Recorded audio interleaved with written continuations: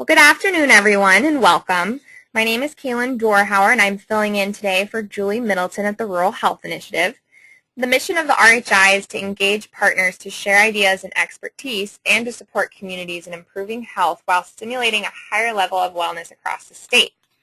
So I thank you all for joining us today for the webinar, The School Breakfast Program, Tips and Strategies to Increase Participation, presented by Leah Ettman and Tania Young, AmeriCorps VISTAs with the Montana Food Bank Network and the Montana Partnership to End Childhood Hunger. Also, Assistant Supervisor of Food and Nutrition Ed Christensen from Missoula County Public Schools and Superintendent Terry Harris from Fromberg Public Schools will share their experience with school breakfasts. At the end of the presentation, all of the presenters, as well as Emily Dunkley, Chris Emerson from OPI, and Katie Bark from Montana Team Nutrition, will be available to answer specific questions. A link to the slides and a recording of today's webinar will be sent to all registered participants following today's presentation. So just a few technical details before the presentation begins. All of your lines have been set to mute. You may press *6 to unmute your line. And there will be a question and answer session at the end of the presentation, but feel free to type any questions into the sidebar on the right side of your screen at any time. At the conclusion of today's webinar, you'll have an opportunity to provide valuable feedback through a brief survey. And we please encourage you to take a few seconds just to fill it out and share your thoughts. So with that being said, Leah and Tania, if you are ready to take it away, please press *6 to unmute your phone line. So good afternoon, everybody.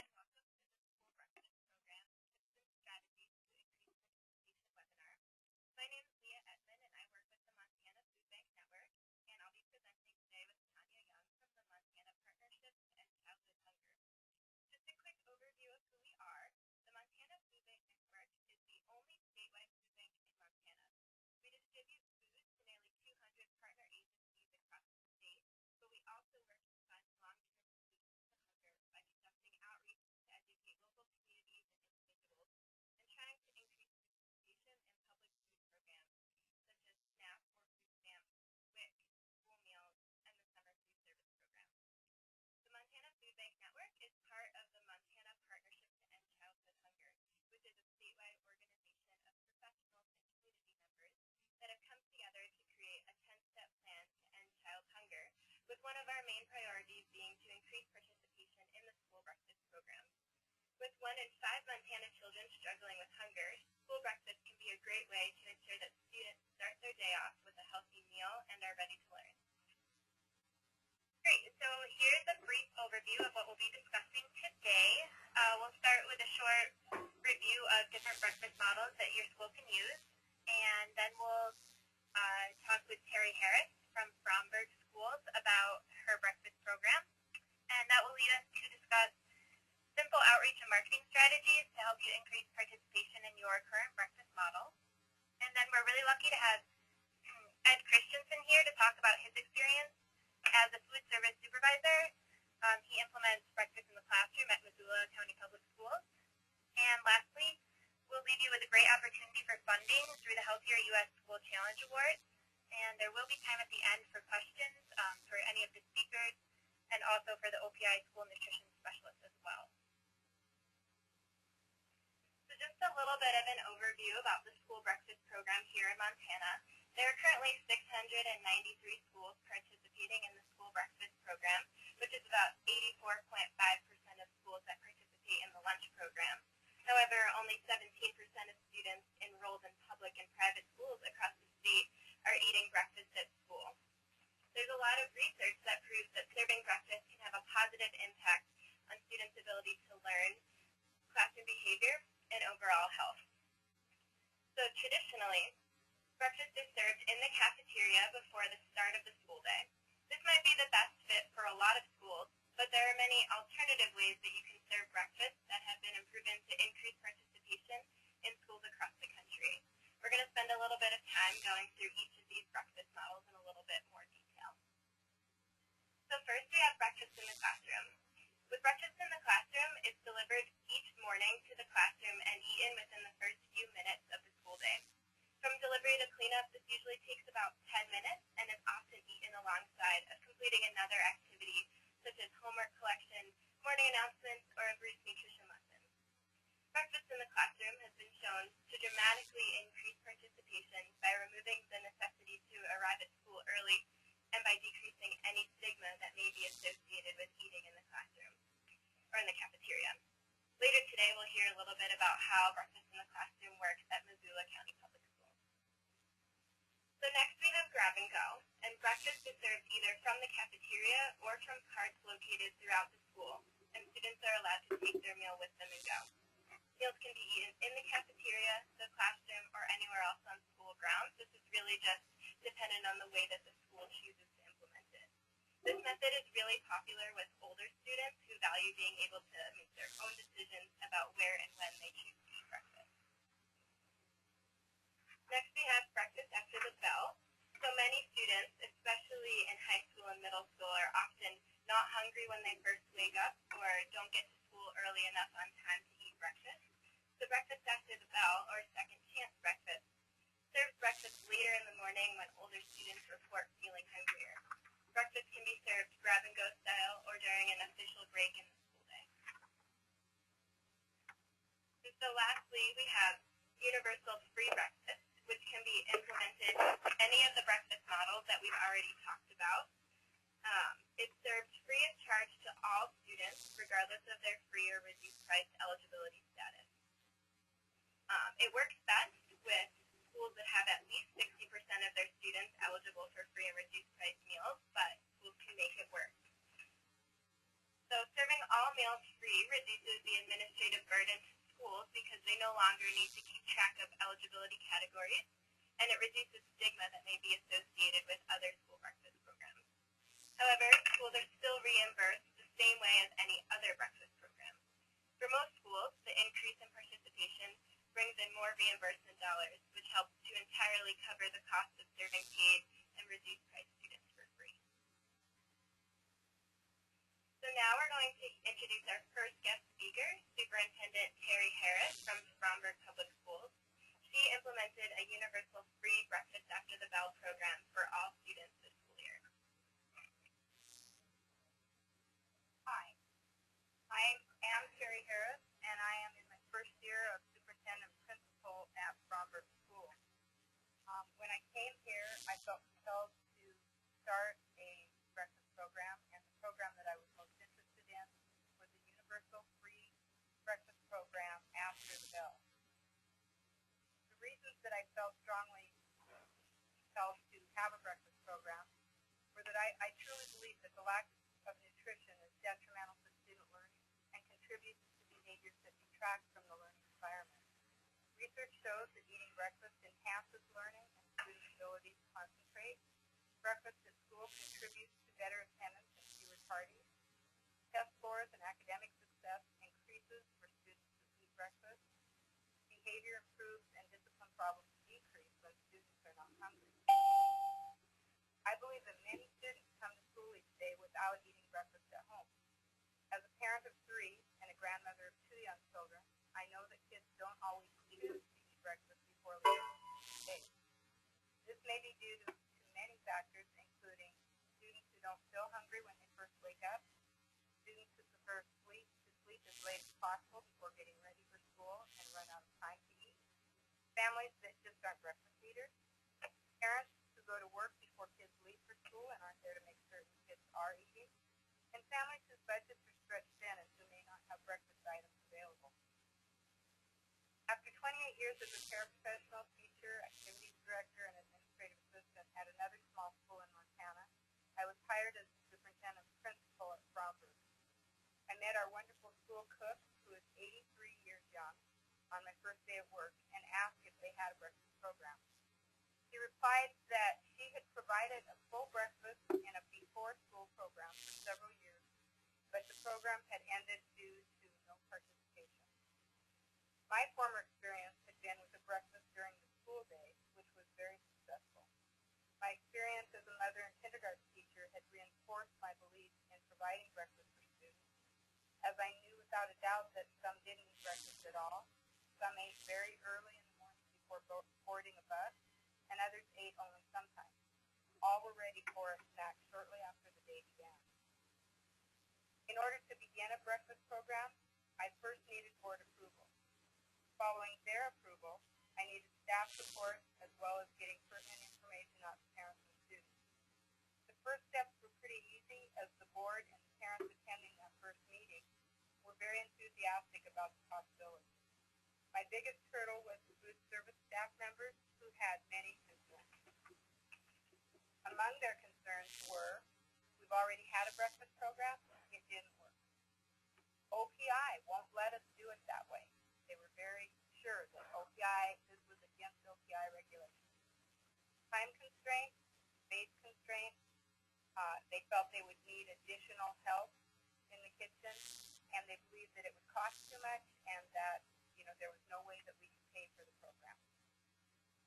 Some other staff concerns involved changing the junior high and high school schedule to accommodate a 10-minute break and how we were going to count for the students who were eating breakfast so that we could keep them.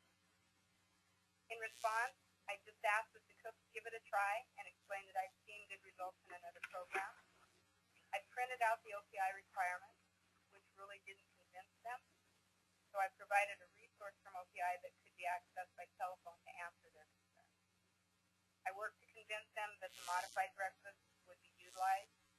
I added an hour to the assistant cook's time to give them more kitchen help. I changed the time to better accommodate lunch preparations. Initially, we in the high school and junior high, we had it after second period. They asked that I move it to after first period to give them more time to prepare lunch. And I put additional funds in food service. Staff concerns involved adding 6 minutes to the schedule. I took 4 from lunch, added 6 in order to make the breakfast break, and developing a checkoff sheet and assigning a staff member to count students, be in the lunchroom and count students as they ate breakfast. From the beginning, students and parents were very enthusiastic about the program. Elementary teachers were concerned about the interruption to the school day, but soon realized that many of our elementary students were really hungry at that time of day. The elementary staff first saw positive results of the program. They commented that students were able to work and concentrate better. They talked about their students that constantly watched the clock after 10 o'clock and really didn't have any learning occurring. They didn't realize how many of their students were not eating or maybe were eating early in the morning and it wasn't sufficient to hold them through the morning hours and it was affecting their learning. The high school staff, though, first noted student behavior improved. They said students were able to work throughout the morning without talking about lunch, but they felt that the students were much calmer and better able to focus. And they noticed that within a week or two of starting the program. We await our test results to see if scores were positively affected. We've not seen a difference in absenteeism in the high school, but possibly the breakfast program has had a positive effect on elementary absenteeism. In the high school, our absentee problems are more about specific students and their home environment rather than whether or not they eat breakfast. We conducted a survey recently, and I have the results of the 5th through 12th graders, and I was very encouraged by the results of our survey. Questions that we asked were, have you enjoyed the breakfast program? 94% of our students answered yes, they have enjoyed the breakfast program. We asked which time do you prefer to eat breakfast, after first period, after second period, or doesn't matter. Half of the students said it didn't matter. 32% said after first period, and 20% said after second period. In order to keep our lunchroom staff happy, we will probably continue to have it after first period, as most students don't, it doesn't really matter. 80% of the students either don't care or prefer it that way.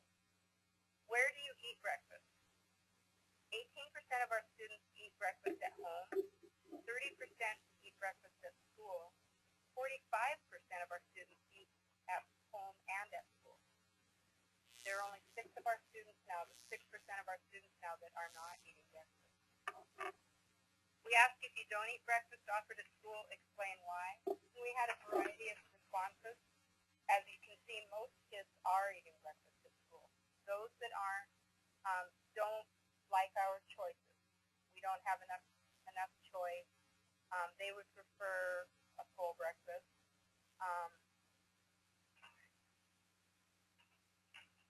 And sometimes they just don't feel hungry. Those were the main responses.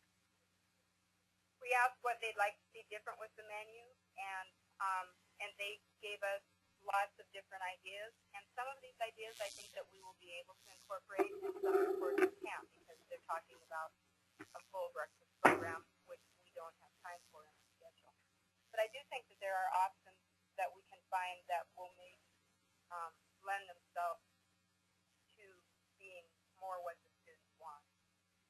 We asked what they generally eat or drink before school starts each day, and they gave us a variety of cereal, toast, or other breads, 39%, fruit, vegetables, or juice, 12%, milk, 6%, eggs, meat, 11%, other foods, 12%, and other beverages, 20%. How many times per week do you eat breakfast? We had 33% of our students who eat breakfast every day, 23% that eat 5 or 6 times a week, 27% 3 to 4 times a week, 17% 1 or 2 times a week, and no one who doesn't eat breakfast at all. So our last question was, do you think that eating breakfast or eating an inadequate breakfast has any effect on your ability to learn? And 70% of our students do believe that it has an effect on their ability to learn. I continue to be convinced that a breakfast program that's offered to all students free of charge may be the single most important program that will benefit student learning. When kids are hungry, they can only think about that empty feeling that they are experiencing. When a child's mind is occupied with a basic need, there really isn't room for other thoughts, let alone the focus and engagement necessary for learning.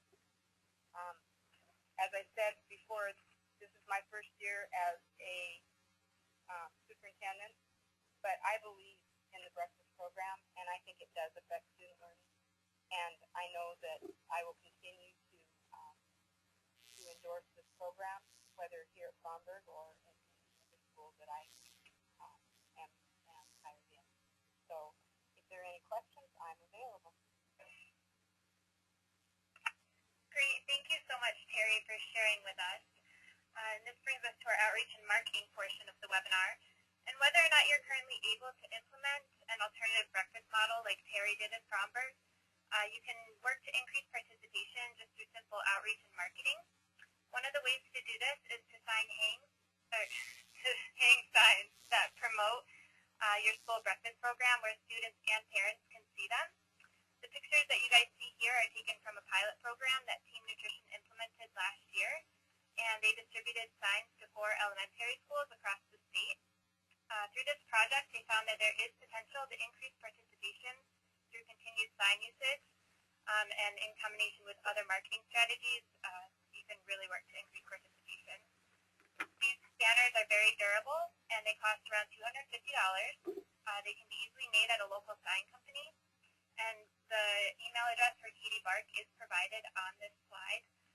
She works with Team Nutrition, and she's willing to help you guys start getting signs in your schools if you'd like that.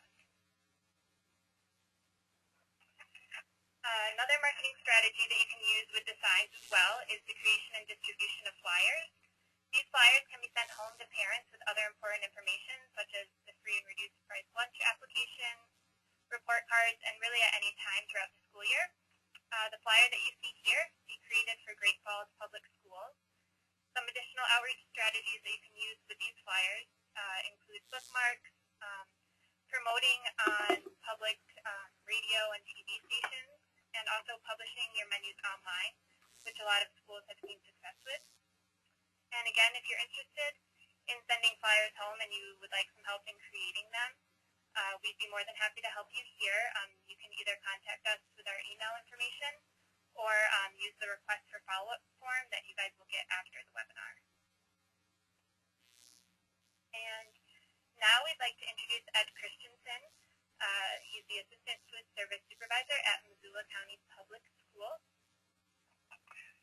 Hey everybody, how are y'all doing? My name is Edward Christensen, and my title here in Missoula County Public Schools is Assistant Supervisor of Food Nutrition, and I just wanted to share a little bit about starting a program, like a breakfast in the classroom program, as we were one of the first in the state of Montana to do so, and I was not one of the people who was an early adopter to the idea. Being a food service operator, it was pretty foreign for me as an operator, and so I kind of put my own perspective and saw a lot of challenges in it without having actually viewed the program, which is kind of interesting. But now I'm a big fan of the program. I've seen it work. It's a tremendous value to the community. It's a great value to the students, and I think it leads to a better culture and atmosphere within the school. So a little bit about Missoula County Public Schools. We operate, I believe, 18 locations, and we have a satellite food service program, which means that we have a central kitchen that in turn serves 9 K-5 buildings, 3 middle schools, and 4 high schools, and 1 alternative high school. The high schools have kind of standalone kitchens, but everything else is pretty much generated in our central kitchen. So back in, I believe it was 2008, 2007, 2008, the discussion about a breakfast in the classroom program came from a former supervisor who at that time was employed with Missoula County Public Schools, and this individual had experience in developing a breakfast in the classroom program in another state on the East Coast. When she brought this idea to me and said, well, we can do this at this location, the only criteria that we need is to, to make sure that we don't, lose money on this, is to make sure that the free and reduced rate is 60% or so. And when my job as an operator is pretty much to take my supervisor's idea, whatever that would be, and to make it happen. And when she was telling me this, all I was thinking in my head was that she's out of her mind. And because I had no idea how this would look and no idea how about doing this. So we started with a conversation with the principal of the building explaining the whole concept of a breakfast in the classroom and the ability to feed everyone at the school at no cost, a universal program. So you absolutely remove any negative stigma about eating school breakfast. We explained what the benefits were, that everyone would, first of all, be served right. You wouldn't have to worry about late buses. Another great selling point was that in this school, which is Hawthorne Elementary, first period, or the very first class of the day, was actually a physical education in the gym. Well, the gym was also used as the place where people would eat breakfast. So you had a custodian every single day who would have to race around like a madman trying to take all these tables up and clean up the floor and everything right after breakfast so that the kids could come in and get physical in the gym.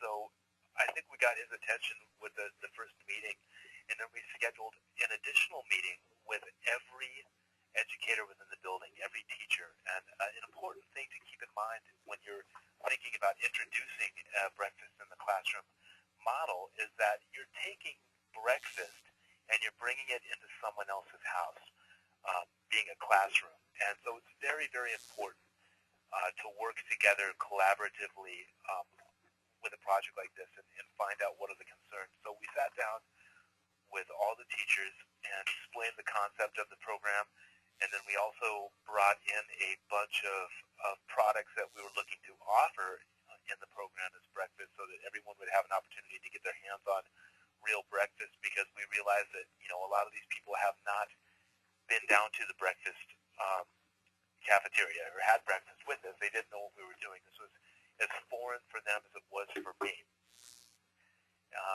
Quickly learned in a meeting that when you get a group of people together and you talk about something that's kind of new, they don't want to talk out of turn. So then my supervisor and I spent the next day going to every individual classroom, one-on-one with every teacher and some of the paraprofessionals and other support staff within the building to find out if there was any concerns that they didn't want to bring up in front of their peers, and what we could do, find out a place to put the food and explain how it would look. After we did that, we decided to to set up a go-live date, and we got everything together.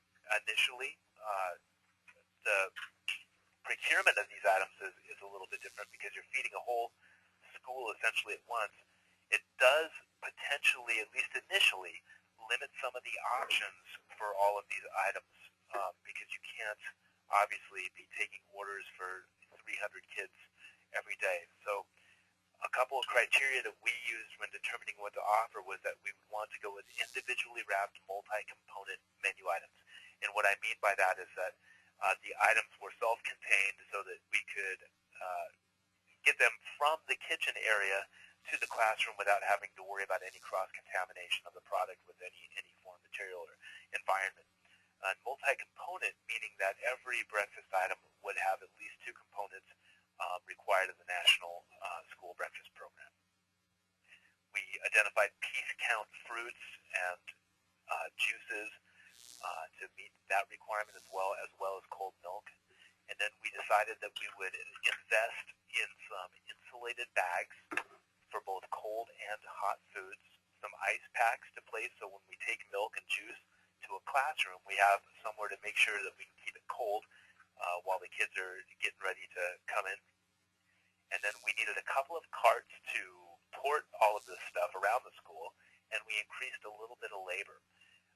Now, initially, you think about how much additional labor you would need for a program, but there's a little bit of give and take. And part of it is, instead of in a traditional breakfast model, when you're using a toaster and using an oven and all these stuff, there's cleanup that happens at the end of the day that doesn't happen in the VIC program, or the breakfast in the classroom model. So the time, while you are doing a lot more work, but you're also selling a lot more breakfast. So we added an hour and a half onto one of our employees over there. They were actually really happy to take that on, and that kept them in the building because they had previously had 2 jobs at 2 different buildings within our district for their whole day.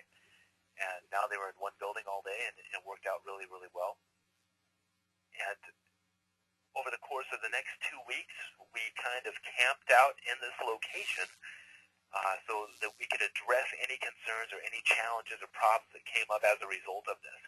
We learned right away that when you take your product into someone else's house, so to say, everyone becomes an expert on your product, and there was a lot of concern from educators about the amount of time that was being used for breakfast. And one of my concerns, before I saw the actual program in effect, was I was always concerned that kids were going to make a gigantic mess all over with juice and milk and what have you all over the place. Within the first 2 weeks, I never observed any mess ever. And that's not to say that no one ever spilled anything in the classroom. I'm saying that I was completely wrong in my perception of this program.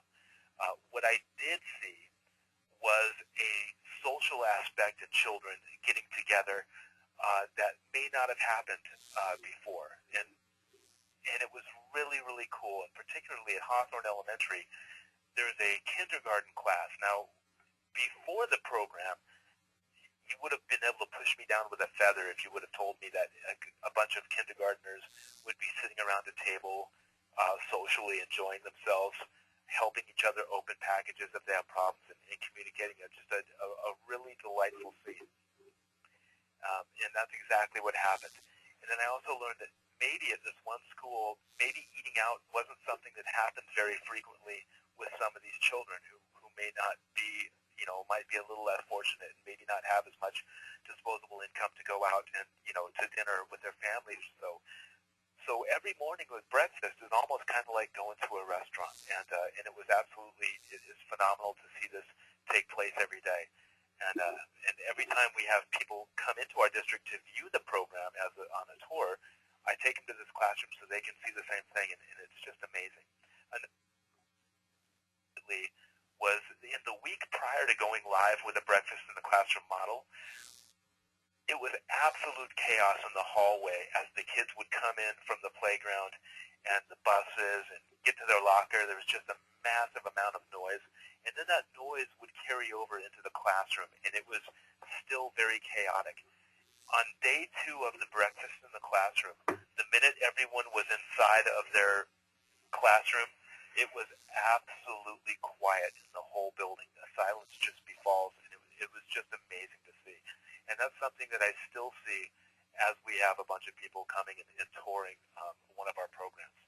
Now, in 2013, Missoula County Public Schools currently has 3 schools that do a full universal breakfast in the classroom model. That's at Franklin Elementary, Hawthorne Elementary, and Russell Elementary, which just started 2 years ago. We also have one elementary school that does a universal breakfast in a traditional setting and a universal breakfast at a middle school in a traditional setting as well. But that's pretty much our story. I'd be more than happy to entertain any questions, or if anyone has any, particularly with procurement and items to offer, I'm more than happy to be a resource for any of you out there. Great, thank you so much for your input, Ed. So after listening to Ed and Terry speak, I think you probably all have realized that there are some startup costs associated with changing or starting an alternative breakfast program. However, there is money out there that can help ease some of these costs for you and your school. One of these is the Healthier U.S. School Challenge Awards.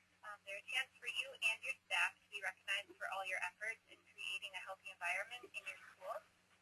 And they also emphasize the importance of having a great school breakfast program. The award levels are based on numerous aspects, but as you can see here, having high participation rates in your school breakfast program is one way to jump ahead to a higher award. And your school can actually receive up to $2,000 for having a healthy school environment. You can look at the chart a little bit more closely here if you'd like. It shows the average daily participation rates for breakfast and the level of awards you'd be able to apply for based on that. If you'd like, you can also visit the USDA website, and that's where you can apply for the awards and sort of look at more criteria. If anybody needs additional help in applying for these awards, you can contact me or Leah, and we can help you out or set you up with someone who can definitely help you out. And there is actually another chance for funding through OPI. If you're a school that doesn't have a breakfast program at the moment, you can talk to somebody at OPI. You can either put your contact information in the question bar or email either of us. There is money for starting a brand new breakfast program if you do it this school year, so it's a great opportunity to sort of get rolling with that right now and have some money to do it. So that kind of wraps up the majority of our webinar. We have some resources here for you. So if you want to know a little bit more about Team Nutrition and their signage pilot program that they ran last year, you can get their full report on the OPI website. Just learning more about the general breakfast program, you can go visit OPI's School Breakfast Program website. Also, in addition to that, we have our breakfast break-even calculator, which is a really great tool. So if you're wondering if a breakfast program could work for you, if Universal Free could work for you, you can go onto that website and plug in all of your school's information, and it'll tell you how many kids need to eat breakfast in order to break even financially. And then finally, every year, the Montana Food Bank Network puts out a Montana School Breakfast Report that highlights the top 20 schools of participation and the bottom 20 schools as well. And you could go on and look at last school year, the 2010 and 11 school year, and then we are currently working on our 2011 and 2012 school year report, which should be available shortly. And so now we're going to open it up for any questions you guys might have for us or for Terry and Ed. Just a reminder that the questions can be typed into the sidebar at the right of the screen, and we'll read them aloud as they come in. Or you also may press *6 to unmute your line if you want to ask your question verbally.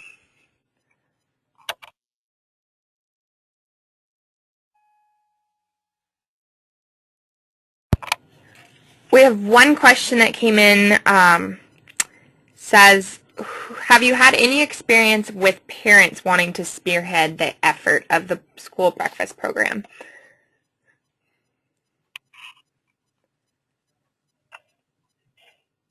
We have not had any experience at Montana Food Bank Network or the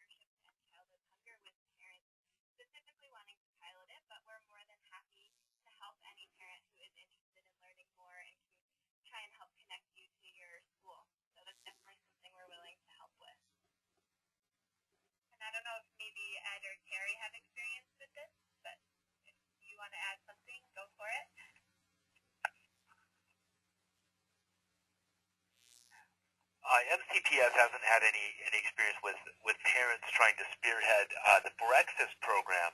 We have seen a lot of activity, though, in other aspects of our program with some parents getting involved with certain things that they feel are important. And this is Terry, I don't have any experience with parents spearheading or wanting to start a program. We did have strong support from parents.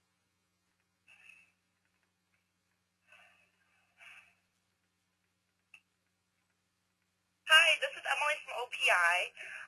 I have not had any experience with parents directly contacting me about school breakfast, but it's always a good idea if you are a school looking into starting school breakfast to get parents involved. You could send out a survey asking them what they would like to see for breakfast at their school, or what they're interested in, what they have to offer. Maybe they have some resource you don't know about. All right, thanks. We have another question. What course of action do we take to qualify for universal breakfast?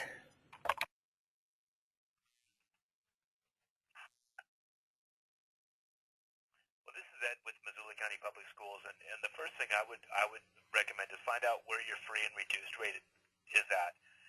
The thing that makes a universal breakfast work in our district is the fact that when you have a high enough percentage of free and reduced, some of the reimbursement that you would get from those breakfasts, we roll right back into the program and literally pay for our full pay students so that everyone can participate without being overtly identified as free and reduced or anything. And that way, that's how we make it work here.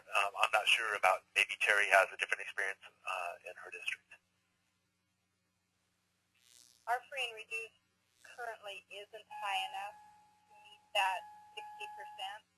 I think that it should be, but that's another issue, is trying to get parents to get involved in the free and reduced program. However, we're at about 41%, and we found that we'll probably, hopefully, break even, or maybe it will cost us something, but I just think that there's a general feeling that it's important enough to do it, to offer it to all students, that we'll make those adjustments necessary.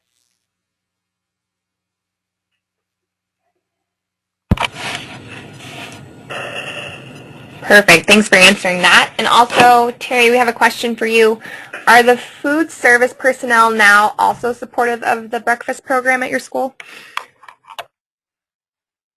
I think that my food service people see the benefit of breakfast, and they've been gracious about it. I wouldn't, it did create more work for them, and definitely interfered with the schedule that they had set, and our space.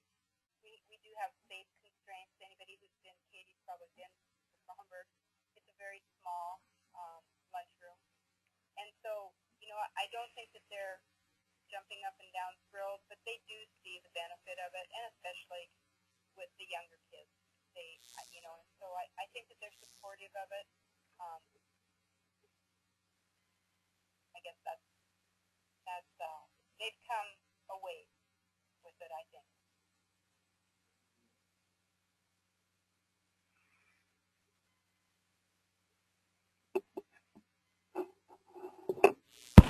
All right. Again, if you guys have any questions, please type them into the sidebar on the right-hand side of your screen, or otherwise you can chime in by pressing *6.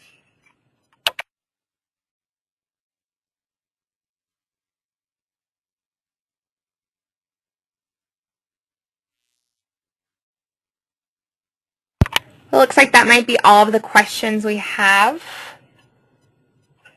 But with that, I'd like to thank Leah, Tania, Terry, and Ed for sharing all of your time and expertise. And again, a link of the recording of today's webinar and slides will be sent out via email to all the participants who registered. And we had a great webinar today, and I think that this information will be incredibly helpful for people all across the state. So thank you guys. Yeah, we also just have the contact information here for Ed and Terry. We'd really actually just really like to thank them. And we also talked with a couple other school breakfast programs in the state, and we listed them here. All have been willing to sort of act as peer contacts if any of the schools listening would like some more personalized help with their breakfast program. So really feel free to contact anybody that's listed here. There's also our contact information for myself and Leah. And again, if you just feel more comfortable emailing us, we can sort of set you up with who to talk to from there.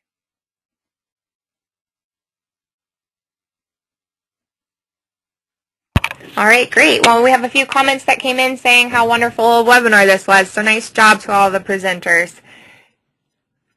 Thank you.